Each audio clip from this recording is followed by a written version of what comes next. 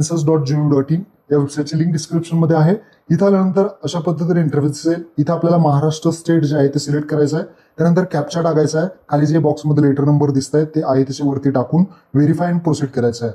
त्यानंतर इथे वेलकम वगैरे तुम्हाला मेसेज येईल, पॉपअप येईल, तो ओके करायचा आहे. त्यानंतर तुम्हाला आता name of the head of the house hold, जो काही मेन फॅमिली मेंबर आहे, जो हेड ऑफ द फॅमिली आहे, जो कोणी मेन व्यक्ती असेल त्या व्यक्तीचं पूर्ण नाव टाका, त्याचा मोबाईल नंबर टाका, ईमेल आयडी ऑप्शनला आहे ते सोडून द्या. खाली व्हेरीफाय आणि प्रोसीड बटनावरती क्लिक करा.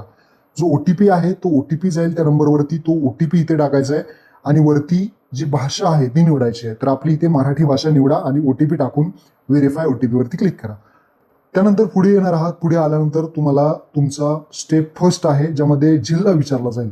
जिथे तुमचं मूळ घर आहे, जिथे तुम्ही कायमचं राहता, तो जिल्हा तुम्हाला इथे सिलेक्ट करायचा आहे. जिल्हा सिलेक्ट केल्यानंतर तुम्हाला खाली पिनकोड विचारला जाईल. जो काही तुमच्या गावाचा शहराचा पिनकोड असेल तो इथे टाकायचा आहे. त्यानंतर खाली गाव, शहर, स्थानिक लँडमार्क वगैरे विचारलं जाईल. तुमच्या गावाचं नाव किंवा शहराचं नाव या बॉक्समध्ये टाकायचं आणि शोधा बटनावरती क्लिक करायचं आहे. तुमच्यासमोर मॅप ओपन होईल. या मॅपमध्ये पहा असं झूम करून जो पिवळा बिंदू आहे तो तुमच्या घराच्या इथे न्यायचा आहे, तो ठेवायचा आहे. तर तो लाल बिंदू सुद्धा तुमच्या घराच्या इथे येईल. ते तुमचं घर इथे सत्यापित करायचं आहे, पुष्टी करायची आहे. अंशांश रेखांश इथं सेट केलं जाईल. जतन करा आणि पुढे जा बटनावरती क्लिक करायचं आहे. अंशांश रेखांश हे बरोबर आहे का, तुमचं घराचं लोकेशन बरोबर सिलेक्ट केलंय का, तर बरोबर असेल तर होय करायचं आहे, नसेल तर तुम्ही नाही करून एडिट करू शकता. होय करायचं आहे. बरोबर असेल तर होय केलं की आता स्टेप 2 मध्ये तुम्ही येणार आहात, ज्यामध्ये आता तुम्हाला प्रश्न विचारले जातील. पहिला प्रश्न आहे, घराची जी काही तुमचं बांधकाम केलेलं आहे त्याचं साहित्य कुठलं वापरलेलं आहे. तर ते माती, लाकूड, बांबू, पक्क्या विटा, दगड, सिमेंट यापैकी कोणतंही एक, तुमचं घराची जी काही घर बांधलेलं आहे त्यासाठी कुठलं साहित्य वापरलंय ते साहित्य यापैकी एक सिलेक्ट करा. यामध्ये नसेल तर इतर सुद्धा ऑप्शन सिलेक्ट करू शकता. त्यानंतर घराची जी काही भिंती आहेत, तुमच्या घराच्या भिंती, त्यासाठी कोणतं साहित्य वापरलेलं आहे तर ते तुम्हाला यापैकी एक, दगड, सिमेंट असेल, पक्क्या विटा असेल, कॉन्क्रीट असेल, प्लॅस्टिक, पॉलिथिन अशा ऑप्शन आहेत. तर यापैकी एक सिलेक्ट करा आणि बरोबरच टाका, अंदाजे टाकू नका, कारण हे चेकिंग नंतर होणार आहे, ही गोष्ट लक्षात ठेवा. जे काही असेल ते तुम्ही यापैकी एक ऑप्शन सिलेक्ट करा. पुढचा प्रश्न आहे, गन्ना घरात छप्पर. घराचं जे काही छप्पर आहे, वरती पत्रा असेल किंवा स्लॅब असेल, ते काय आहे, काय वापरलेलं आहे, म्हणजे तुमचं घर कसं आहे, वरती छप्पर, ते इथे तुम्ही सिलेक्ट करू शकता. घराची स्थिती कशी आहे, चांगली आहे, राहण्यास योग्य आहे का, मोडकळीस आलेलं घर आहे, पडायला आलेलं घर आहे, तर ते यापैकी 3 पैकी एक ऑप्शन सिलेक्ट करा. त्यानंतर जतन करा आणि पुढे जा ऑप्शनवरती क्लिक करून होय करा. होय केले की तिसरी स्टेप आहे, त्याच्यामध्ये तुमच्या कुटुंबामध्ये सामान्य निवास करणाऱ्या व्यक्तींची एकूण संख्या आहे ती टाकायची आहे. त्यानंतर कुटुंब प्रमुखाचे नाव हे ते तुम्हाला मराठी भाषेमध्ये या बॉक्समध्ये टाकायचं आहे. त्यानंतर कुटुंब प्रमुखाचे लिंग, पुरुष स्त्री आहे का, जो कुटुंब प्रमुख आहे तो. त्यानंतर तुम्ही अनुसूचित जाती किंवा अनुसूचित जमाती किंवा इतर मध्ये येता. जर तुम्ही एससी किंवा एसटी मध्ये येत असाल तर इथे क्लिक करा. तिथे एक PDF आहे. तुम्ही या कास्टमध्ये या जाती आहेत, या जातीमध्ये येत असाल तर तुम्ही एससी किंवा एसटी जो काही कॅटेगरी आहे तुम्ही येत असाल तर ती कॅटेगरी सिलेक्ट करा.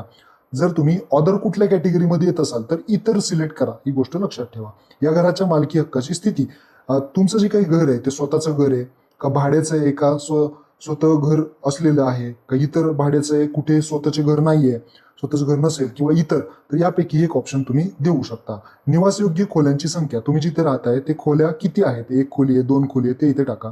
कुटुंबामध्ये राहत असलेल्या विवाहित जोडप्यांची संख्या टाका. विवाहित जोडपे 1 आहे, 2 आहे, ते टाका आणि जतन करा आणि पुढे जा बटनावरती क्लिक करा. पुढे जायचंय, होय करा.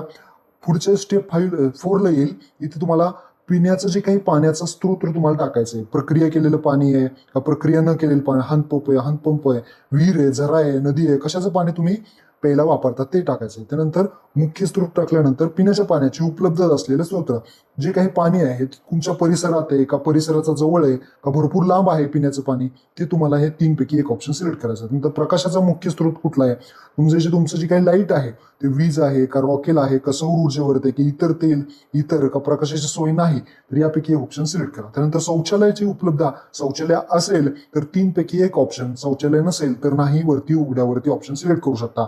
तर शौचालय असेल तर या 3 पैकी एक ऑप्शन तुम्ही सिलेक्ट करा. शौचालयाचा प्रकार विचारला जाईल, बाबा फ्लश फ्लोअर प्लस शौचालय असेल, खड्डा केलेला असेल, एकल खड्डा असेल, त्याचं कसं आहे, लादीसह तुम्ही केलेलं आहे का, सेप्टिक टँक वगैरे केलेली आहे का, एकल खड्डा फक्त खाल्लेला आहे त्याच्यामध्ये तुम्ही सोडताय किंवा पाईपद्वारे सोडताय, सेवा शौचालय, तर अशा पद्धतीचे ऑप्शन आहेत. तर यापैकी एक तुम्ही इथे सिलेक्ट करा.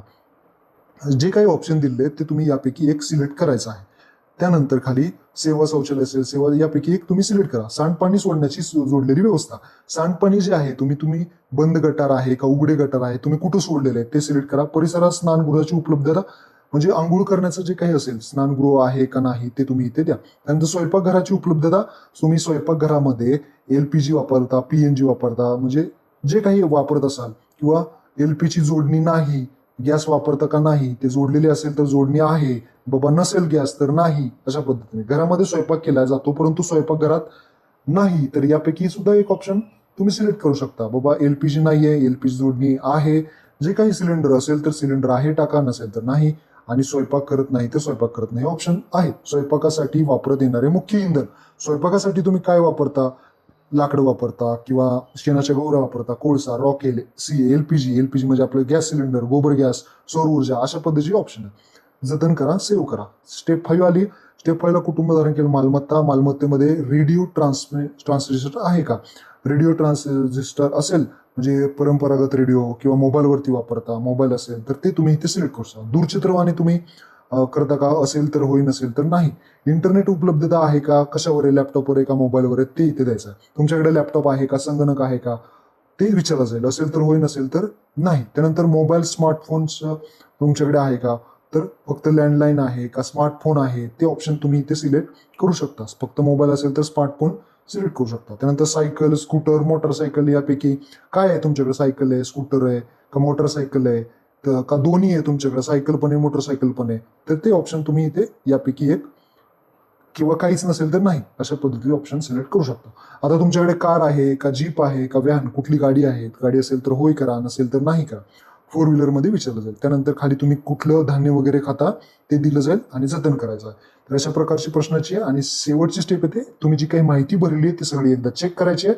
सगळी माहिती चेक करूनच तुम्हाला हा फॉर्म जो आहे तो सबमिट करायचा आहे. परत पुन्हा फॉर्म एडिट होणार नाही, लक्षात ठेवा. नंतर HLO आल्यानंतरच फॉर्म एडिट होईल. जर घरी चौकशी करायला आले, चेक करायला आले त्यावेळेसच एडिट होईल.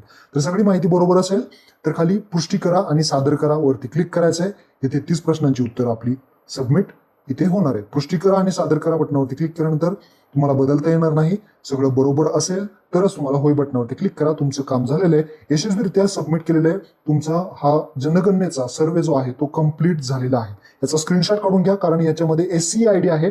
जेव्हा HLO कोणी घरी अधिकारी येतील त्यांना हा SC ID तुम्हाला दाखवावा लागेल आणि त्यानंतर तुमची जनगणना पूर्ण होईल. तर अशा पद्धतीने तुम्ही स्वतः जनगणना करू शकता. महत्वपूर्ण व्हिडिओ सर्वांना नक्की शेअर करा. धन्यवाद. जय हिंद, जय महाराष्ट्र.